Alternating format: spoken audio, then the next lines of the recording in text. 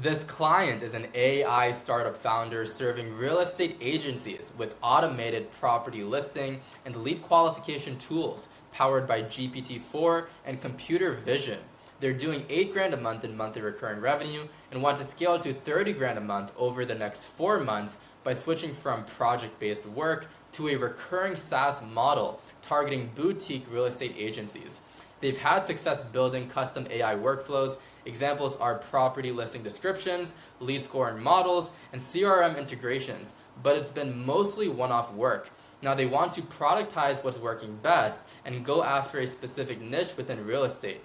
Agencies with fewer than 20 agents that want to modernize their operations using AI, but don't have in-house technical teams. Let's get into it. It starts with shifting from done for you to SaaS. I say, solid results focused goal. When did you initiate the shift into SaaS from your done for you solution? Client says about 3 weeks ago. I say, got it. Any sales within the 3 weeks so far? Client says just one. And then we get into prototype feedback. I say, were you able to retrieve feedback from this user testing your prototype? Client says, yes, it was helpful and constructive, but it's just one user. I say, that's solid feedback, but yeah, we need more user validation. What communication channel did you use to get in contact with this person? Client says they were a previous client. We hopped on a 15-minute Zoom call. And then it gets into tapping into previous clients. I say, I wouldn't call that cold outreach if they were already a client. So after that Zoom call, how did you stay in contact to get feedback? Client says, we exchanged a few follow-ups over LinkedIn DMs. I say, cool. How many total past clients have you served with your done-for-you solution? Client says 12 in total. I say, have you been nurturing these clients post-delivery, referring them to your organic content, or were they left in the dust? Client says not much nurturing, honestly. I say, did you collect testimonials or conduct case studies for those 12? Client says, no, I haven't. And then it gets into rebuilding from solid base.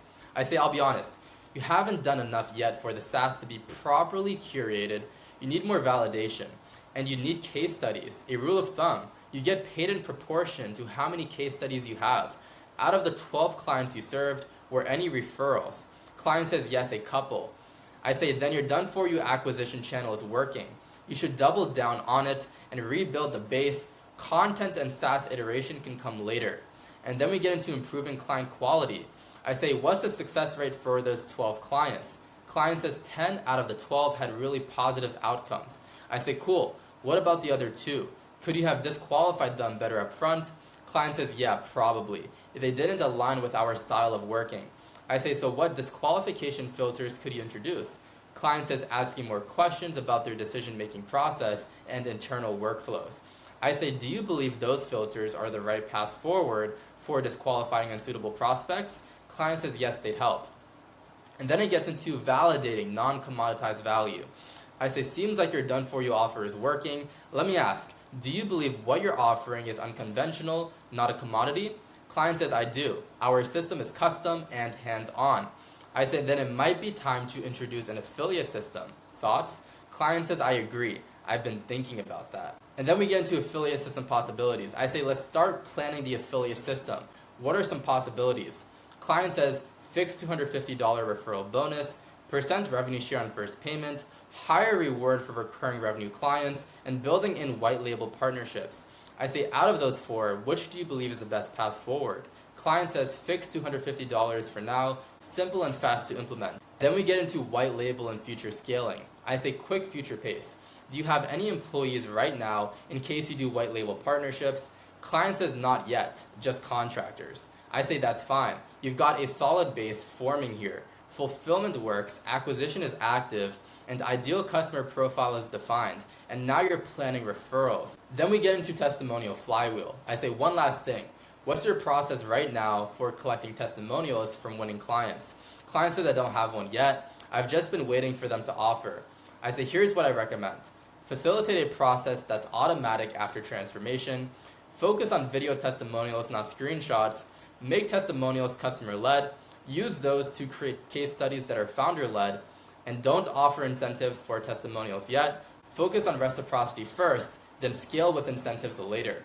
Client says, got it, makes sense. And then we get into the path forward for testimonials. I say, what's your path forward for collecting testimonials and where do you plan to publish them? Client says, collect after the result is reached, publish on website, and LinkedIn. I say, I'd split test different ways to collect. Call-based, async video, etc. Find the one with the least friction. And then the client comes up with the process-focused goals for the next 2 days. Day 1 inputs are shortlist the 10 winning clients from the past done-for-you projects, choose top 5 to prioritize for testimonial outreach, draft 2 outreach message variants, 1 for self-recorded video with Loom or Video Ask, and 1 for hopping on a quick call. And then create a simple testimonial prompt with 3 questions, and then block 30 minutes on calendar to prep assets for outreach. And then it gets into day 2 inputs. Reach out to 3 of the 5 clients using split test outreach method. 1 gets Loom request, 1 gets Video Ask, 1 gets offer to hop on a quick 15-minute call. And then set up a Google Sheet to track who responds, which method worked, and testimonial collection status. And then begin outlining the format template for the YouTube case study videos. I hope you guys found this valuable. If you did, and you want to see more of me on your home feed, hit that subscribe button. Take care.